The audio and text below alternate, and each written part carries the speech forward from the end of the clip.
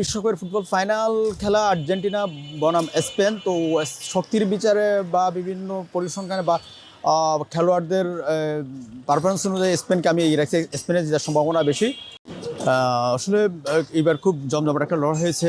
Spain ফ্রান্সকে হারিয়ে মূল পর্বে চলে গেছে বিশ্বকাপের ফাইনাল পর্বে। এদিকে আর্জেন্টিনা ইংল্যান্ডে হারিয়ে ফাইনালে চলে গেছে। এখানে মূল বিষয় হচ্ছে যে কি স্পেন এবং ফ্রান্সের মধ্যকার খেলার বিষয়ে আমি যতটুকু দেখেছি, স্পেন সবচেয়ে শক্তিশালী অ্যাটাকিং মিডফিল্ডার এবং ডিফেন্স। এরা কম গোল খেয়েছে।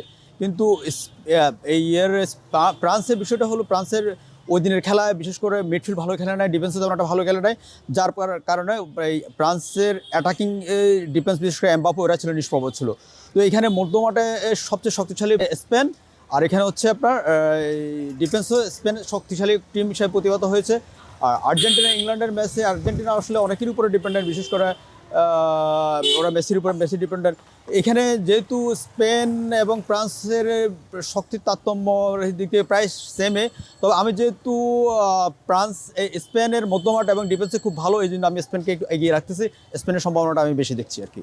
বিশ্বকাপের ফুটবল ফাইনাল খেলা আর্জেন্টিনা বনাম স্পেন। তো শক্তির বিচারে বা বিভিন্ন পরিসংখ্যানে বা খেলোয়াড়দের পারফরমেন্স অনুযায়ী স্পেনকে আমি এগিয়ে রাখছি। স্পেনের জেতার সম্ভাবনা বেশি আর্জেন্টিনার চেয়ে।